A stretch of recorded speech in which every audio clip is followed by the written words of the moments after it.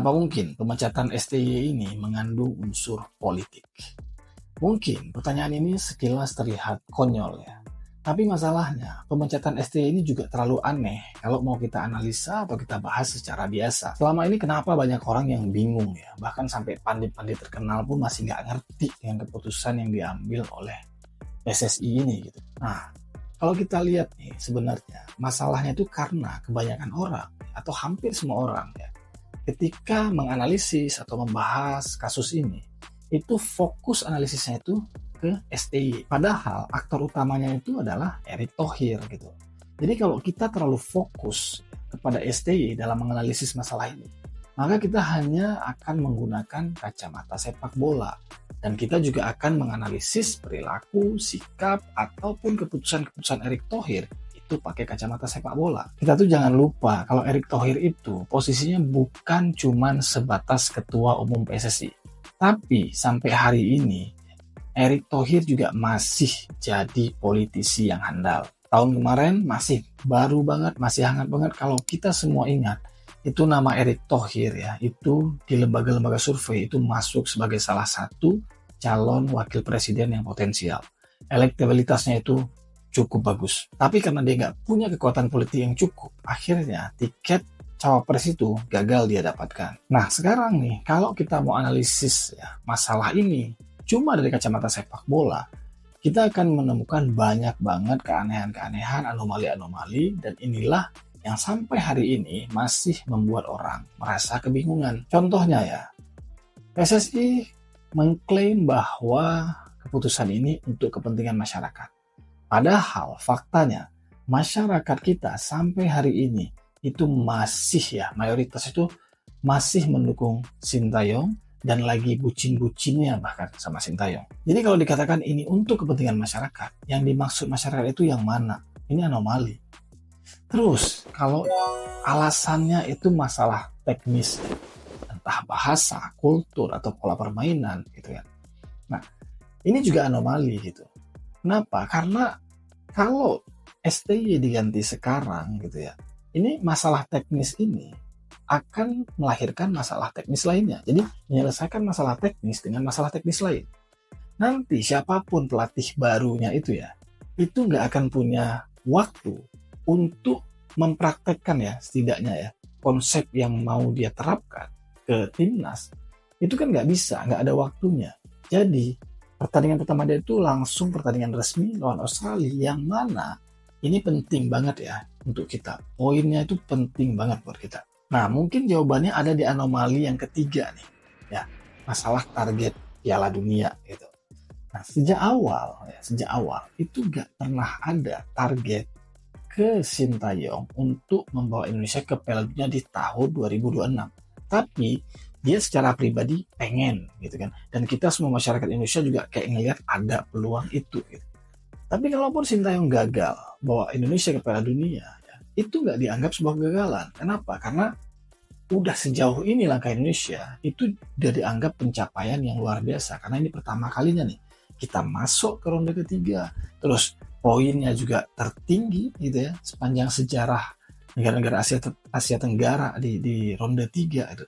Jadi pencapaiannya udah luar biasa. Nah, jadi kunci masalah ini tuh ada di perubahan target di tengah jalan. Pertanyaannya, kenapa? Ya, kenapa Erick Thohir tiba-tiba merubah target di tengah jalan dan yang dikorbankan adalah Sintayong? Kalau dari kacamata sepak bola ini nggak make sense. Apalagi nih, ya, Erick Thohir sering banget ya ngucapin ke pemain ya, mengklaim dia tuh ngajarin pemain untuk berjiwa ksatria, jangan guling-guling di lapangan, jangan pura-pura sakit. Nah sekarang coba kita bayangin ya, di mana letak ksatrianya kita tuh di hadapan Sintayong ya. Kita hire dia, kita bikin kesepakatan sama dia ya, masih dalam progres ya, target masih dalam genggaman gitu kan, kondisi masih cukup baik bisa dikatakan. Tiba-tiba nih ya, karena kita berubah target, kita putusinlah kontrak dengan dia. Kita salahinlah dia yang nggak layak, nggak cukup layak untuk memimpin gitu. Nah di sini coba kita analisa sedikit ya, pakai kacamata politik. Jadi pemilu 2029 itu ya, kita bayangin ya, kalau seandainya nih Indonesia berhasil masuk ke Piala Dunia untuk pertama kalinya di 2026, Coba bayangin ya, dengan keputusan ini, ya, mengganti pelatih ini, dan ternyata Indonesia berhasil masuk ke Piala Dunia, coba bayangin siapa nama yang paling diangkat, yang paling dipuji. Coba bayangin sejauh mana ya nama Erick Thohir itu akan terangkat dengan hal ini. Makanya ya, waktu Erick Thohir bilang lebih baik mengambil resiko sekarang daripada menyesal nantinya, gitu.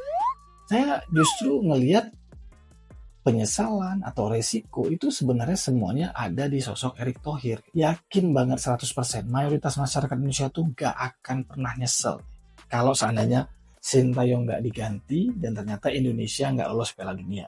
Kita semua tuh udah paham lah, udah ngerti bahwa tim ini ya memang realistisnya itu di 2030. Jadi gak bakal ada yang nyesel. Dari masyarakat gak bakal ada yang nyesel dan gak bakal ada resiko gitu.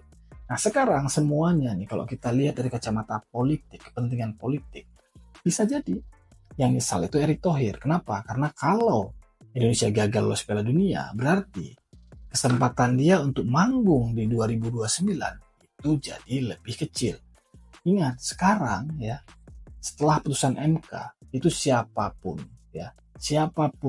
yang diusung, boleh diusung sama partai politik peserta pemilu.